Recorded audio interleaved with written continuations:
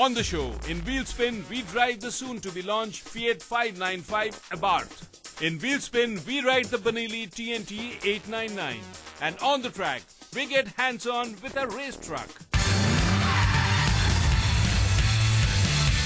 What I have with me today is a car you might not have seen that often on Indian roads. But the fact is that this remains one of the world's most popular cars and has been around for many years. In fact, it somewhat revived the fortunes of Fiat when they relaunched these cars some years back. Yes, the Fiat 500. But what I have here is not the simple Fiat 500, but it is the 500 Abarth. Abarth is the racing wing of Fiat, which means that this 500 is all juiced up and meant for performance. And the good news is that you are going to soon see this on Indian roads as Fiat is planning to launch this.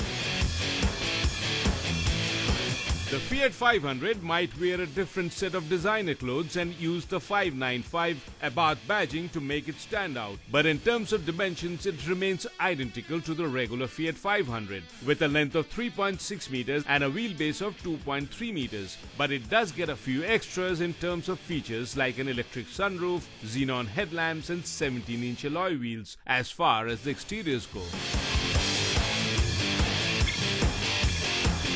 When you get in behind the wheels of this Abarth, the first feeling you get is that you've stepped in behind the wheels of a production-ready race car. Everything feels really nice and chunky, and the steering wheel is leather-wrapped, very nice to hold, and the pedal shifts tell you that this is a fast car. And what will strike you is the absence of a conventional gear lever. Because if you look here, you don't find a lever here, instead you find buttons. And with this, you can engage the gear, in fact. And you can also choose between the automatic or a manual transmission. And if you really want to make this Abarth go fast, then there is a sports option here, which also makes the steering wheel input a little harder. In fact, to move it, you will have to make an effort when the car is stationary. But on the highway and around corners, the sports mode is the one you want to be in because it helps you corner very, very fast.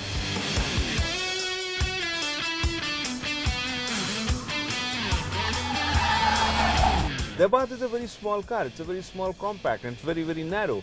But in terms of styling, in terms of features, nothing really has been compromised. If you look at the instrumentation here, it's a single binnacle, but it gives you all the information that you might need.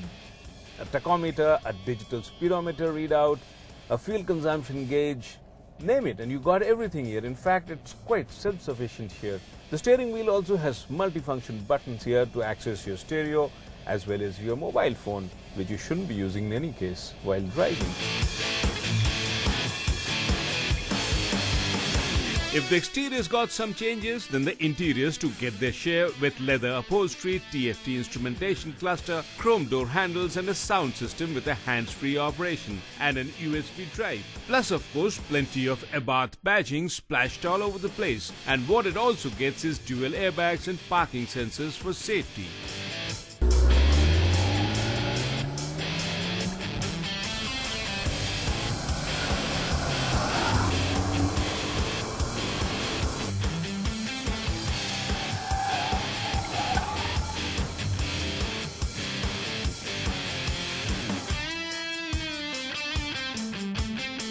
This Fiat Abarth here is powered by a 1.4-litre turbocharged petrol unit, which churns out 160 brake horsepower.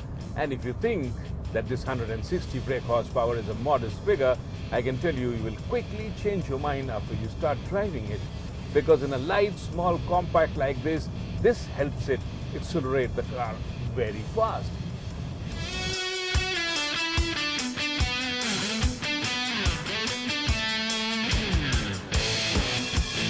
Gets off the block quite fast. In fact, you would enjoy darting from one red light to another in city traffic. It's small, it's compact, so you can weave in and out of the city traffic very effectively.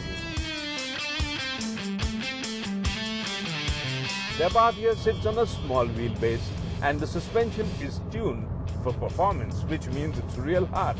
And if you throw her around a series of corners, you will be impressed with the handling.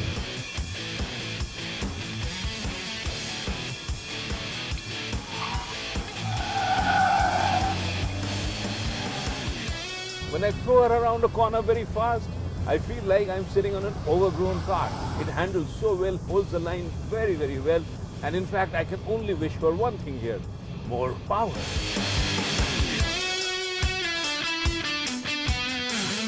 The Abarth here is quite adequate actually to live with on an everyday basis. This is a car you'd love to take to office because parking this car is not a hassle. The compact size ensures that. And if you do go out of the car for a long highway cruise, you will not be disappointed because there is plenty of juice coming from this small engine up front which will keep you very happy, especially if you happen to be a keen driver.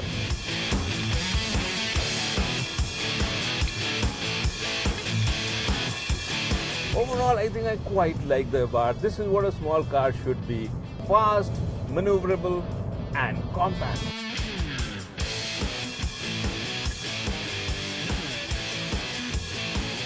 The engine is mated to an AMT transmission and it also comes with a sports mode. And once you switch to the sports mode, the ECU changes the power output too and the torque goes up by some 29 Newton meters to 230 Newton meters. And this is delivered at around 2750 RPM, which might be a bit too high for the Indian conditions. But on a highway drive, this translates into a nice driving experience. However, to make it handle more like a sports car, Fiat has lowered the car and it is the ground clearance of 105 millimeters, which might prove to be much too low for our Indian roads.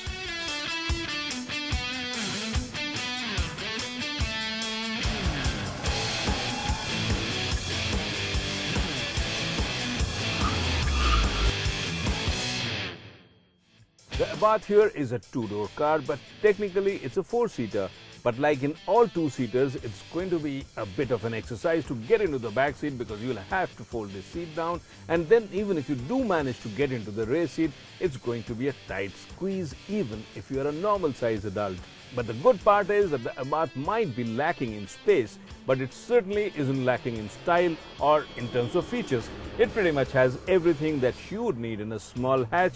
And it also has a very high style and performance quotient. Take the example of the seats here. They're bolstered all around and intended to keep you in your seat even if you corner very hard.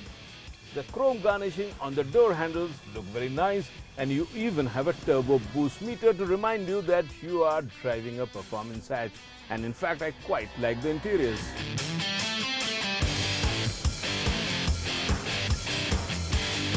Fiat is going to launch this car, in fact, by the end of this year. And what they're going to do is import this car as a completely built-up unit, which in turn again means that this is going to be an expensive affair. But what this car should do for Fiat is to give their brand value a big boost. And what you as a customer will get is a car which is almost of iconic stature. Plus, it's high on style and it has performance written all over it. But then be prepared to pay for it.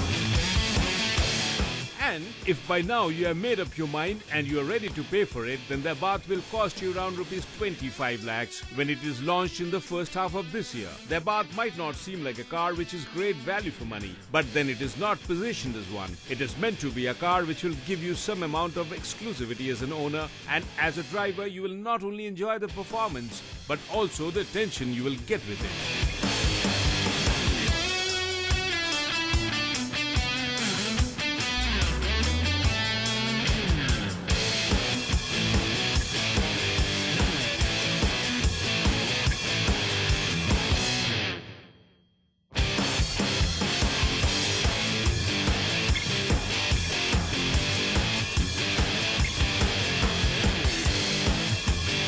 Coming up next, in Wheel Spin, we ride the Benelli TNT 899.